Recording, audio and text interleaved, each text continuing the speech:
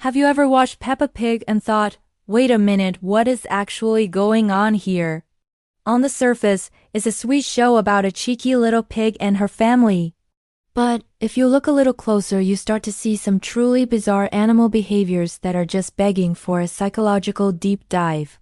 So grab your Muddy Puddles boots, because today we're exploring the hilarious and slightly unhinged psychology of the animals in Peppa Pig.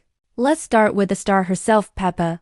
She's described as a lovable, but slightly bossy little pig. Peppa's bossiness isn't just a cute personality quirk.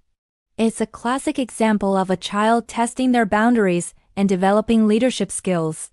At 4 years old, kids are in what psychologists call the initiative versus guilt stage.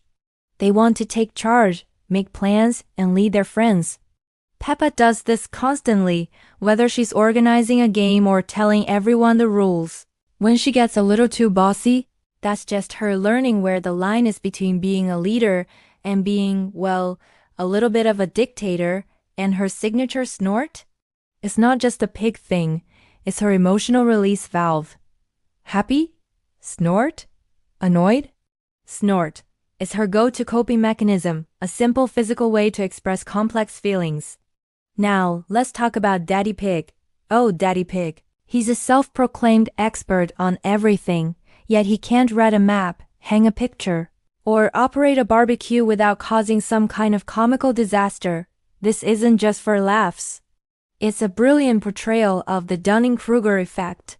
This is a cognitive bias where people with low ability at a task overestimate their own ability. Daddy Pig genuinely believes he's a DIY genius.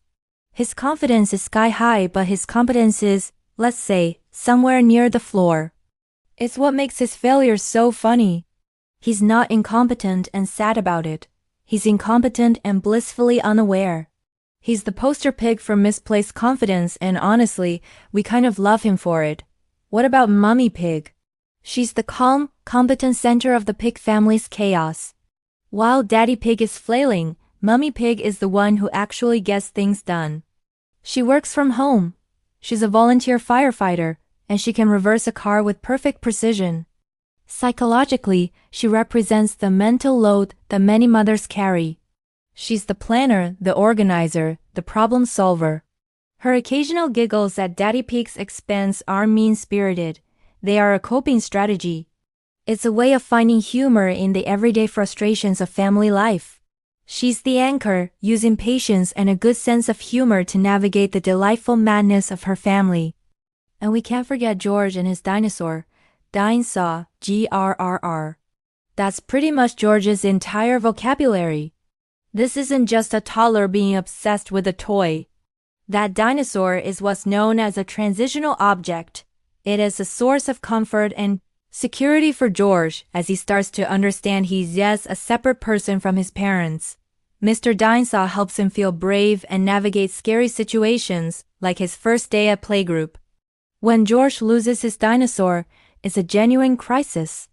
His world is thrown into chaos until his beloved companion is returned. That little green dinosaur is his emotional support system, helping him grow into a confident little pig. Let's expand our view to the wider animal kingdom of Peppa Pig. Have you noticed that all the animals live in houses on hills, and all the different species get along perfectly? This isn't a realistic portrayal of the animal world, obviously.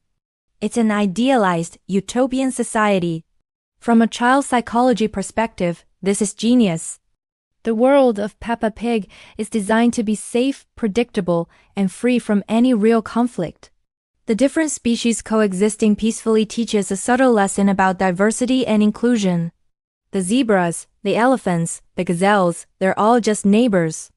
This removes any potential fear or anxiety a child might have about differences, presenting a world where everyone is friends, no matter what they look like or what species they are. And what about the strange case of the grown-up animals and their jobs? Miss Rabbit seems to have every job in the entire town. She drives the bus, runs the supermarket, flies the rescue helicopter, and even works at the recycling center. Is this a commentary on the gig economy? Or is it something else? In the mind of a child, adults just do things. they have jobs. The concept of one person having one specific job is abstract.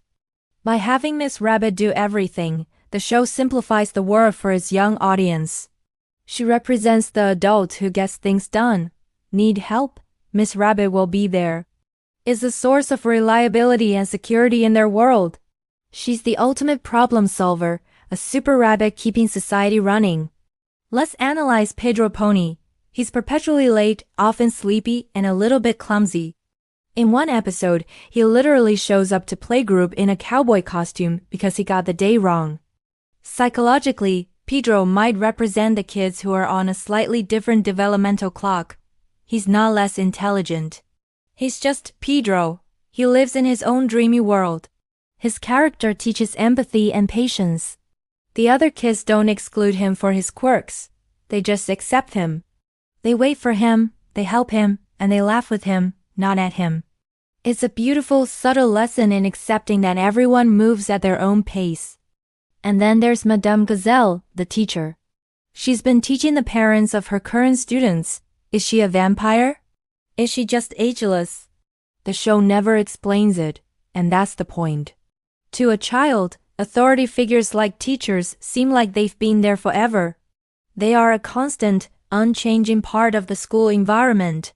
Madame Gazelle's mysterious age reinforces her status as a wise, almost mythical figure of authority and knowledge.